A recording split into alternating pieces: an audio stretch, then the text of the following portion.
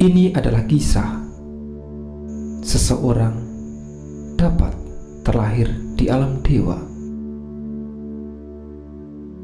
Apa yang ia perbuat sehingga ia dapat terlahir di alam dewa?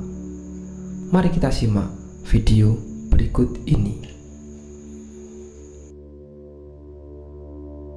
Pada suatu ketika, Sang Buddha berkata, "Inilah Mahali yang telah dilakukan oleh Saka pada kehidupannya yang lampau sebagai Pangeran Magga." Mahali yang ingin mendengarkan seluruh kisah dari Dewa Saka berkata, "Yang mulia, apakah yang telah dilakukan oleh Pangeran Magga?" "Baik, dengarkanlah," kata Sang Buddha. Beliau lalu mengisahkan cerita tentang Dewa Saka.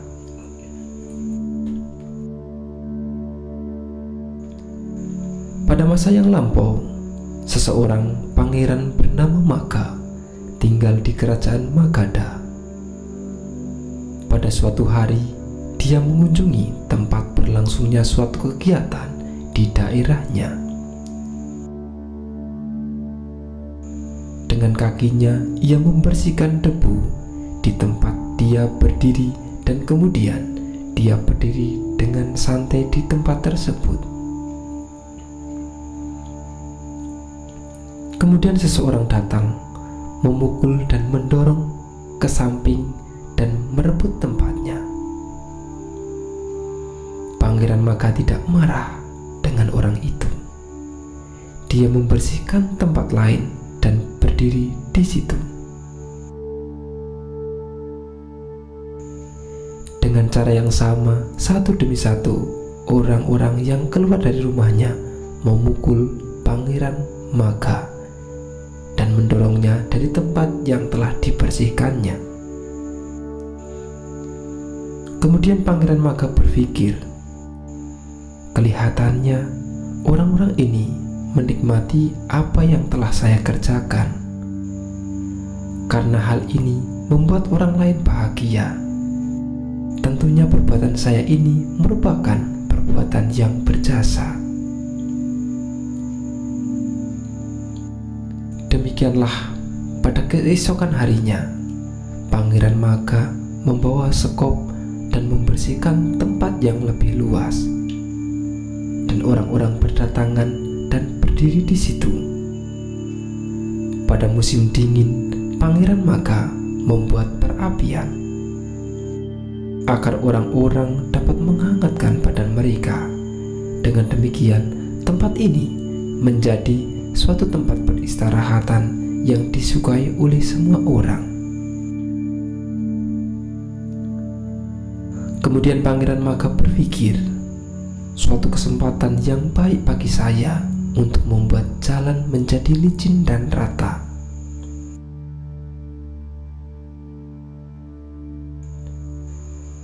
Pagi-pagi dia mulai melicinkan dan meratakan jalan, memotong dan memindahkan batang-batang pohon.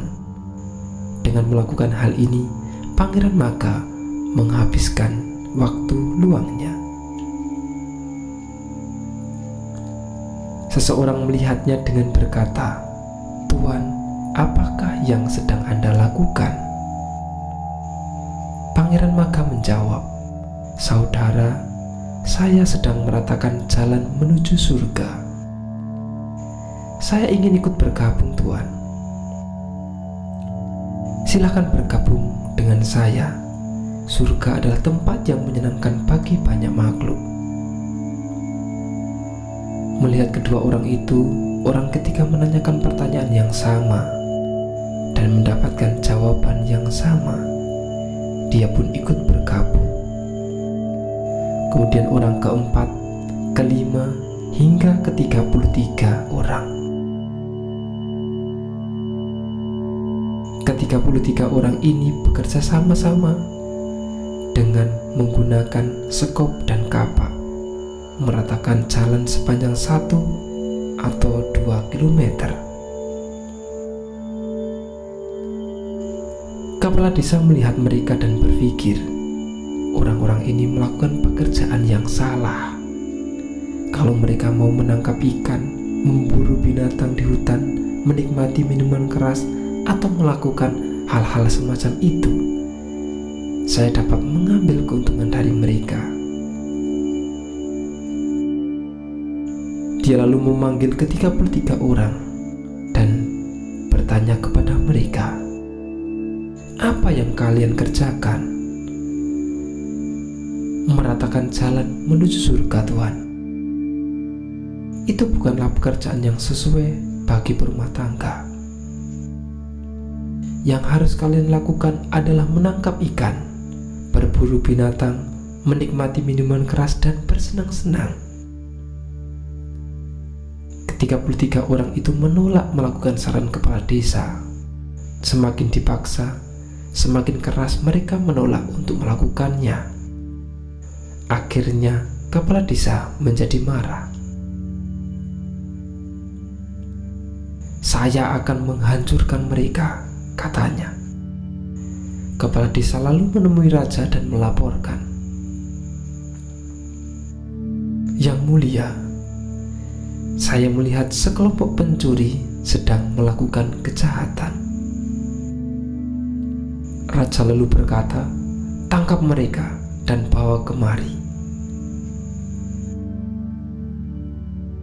Kepala desa menangkap ke-33 orang itu dan membawa mereka ke hadapan raja tanpa menyelidiki dan menanyakan apa yang telah mereka perbuat.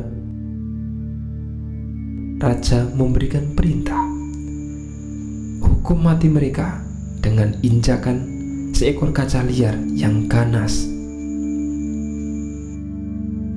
Pangeran Maka menasihati para pengikutnya, "Teman-teman, kita tidak mempunyai perlindungan apapun selain cinta kasih.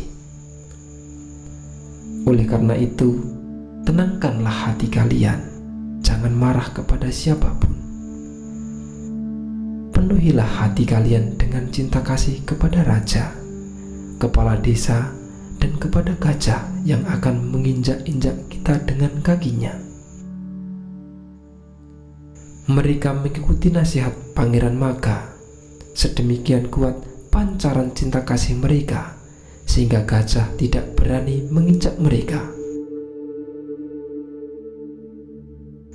Ketika raja mengetahui hal tersebut, beliau berkata, "Ketika gajah itu melihat begitu banyak orang, tentu saja ia tidak mau menginjak-injak mereka. Sekarang tutuplah mereka dengan kain terpal. Kemudian biarkanlah gajah liar itu menginjak-injak mereka." Kepala desa lalu menutupi mereka dengan terpal yang tebal dan melepaskan gajah liar itu ke arah mereka. Tetapi ketika gajah itu diarahkan menuju mereka, gajah itu balik kembali dan lari.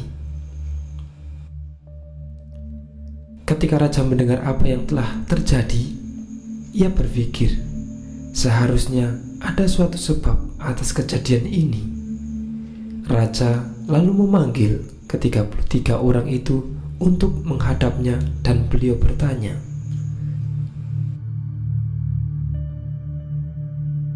"Saudara-saudara, apakah sesuatu yang tidak kamu terima dari tanganku?" "Yang mulia, apakah yang Anda maksudkan?" "Saya mendapatkan laporan bahwa kalian adalah sekelompok pencuri yang berkeliaran di hutan dan sedang melakukan kejahatan." "Yang mulia, siapakah yang mengatakan hal itu?" "Saudara-saudara, kepala desalah yang mengatakan hal itu kepada saya." "Yang mulia, kami sesungguhnya bukanlah sekelompok pencuri. Kami sedang membuat sebuah jalan menuju surga bagi diri kami sendiri. Kepala desa berusaha membujuk kami untuk melakukan perbuatan-perbuatan buruk, dan ketika kami menolak untuk mengikuti anjurannya, dia menjadi marah dan ingin menghancurkan kami. Karena itulah dia mengatakan hal yang seperti itu tentang kami." Saudara, kaca ini mengetahui kebaikan kalian, namun saya, seorang manusia, tidak dapat mengetahuinya. Maafkanlah saya." Setelah berkata demikian, raja lalu memerintah kepala desa beserta istri dan anak-anaknya untuk menjadi pelayan dari ke-33 orang itu.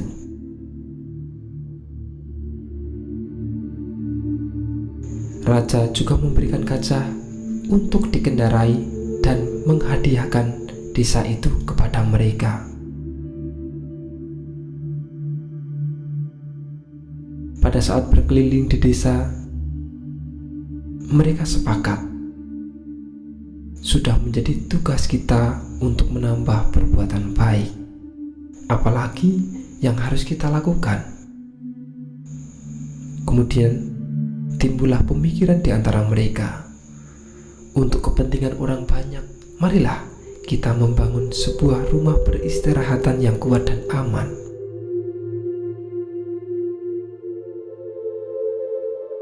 Mereka lalu memanggil ahli bangunan dan memintanya untuk membangun sebuah aula besar. Pangeran Maga merawat ibu dan merawat ayahnya, menghormati anggota keluarganya yang lebih tua, berbicara benar, menghindari kata-kata kasar, menghindari membicarakan keburukan orang lain, menghilangkan keserakahan, mengatasi kemarahan. Dia telah menyempurnakan ke-7 sila yang disebut sebagai berikut ini: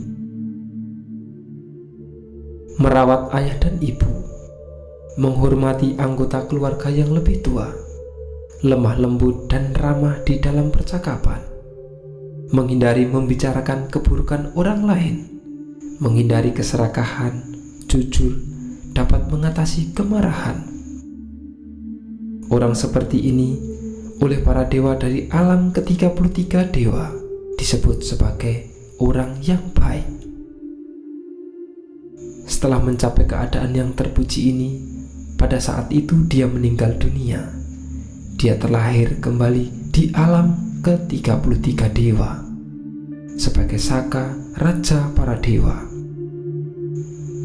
Demikian pula dengan para pengikutnya, mereka juga terlahir kembali di alam itu. Demikianlah Mahali, Pangeran Maga, sangat bersungguh-sungguh. Karena dia sangat bersungguh-sungguh, dia memperoleh keagungan, penghormatan, dan menjadi pemimpin di alam dewa. Kesungguhannya dipuji oleh para Buddha dan oleh semua makhluk. Karena dengan bersungguh-sungguh, semua makhluk dapat mencapai pencapaian tertinggi di alam ini dan juga di alam yang lebih tinggi. Setelah berkata demikian, Sang Buddha mengucapkan syair berikut ini: dengan menyempurnakan kewaspadaan, Dewa Saka dapat mencapai tingkat pemimpin di antara para dewa. Sesungguhnya kewaspadaan itu akan selalu dipuji, kelengahan akan selalu dicela.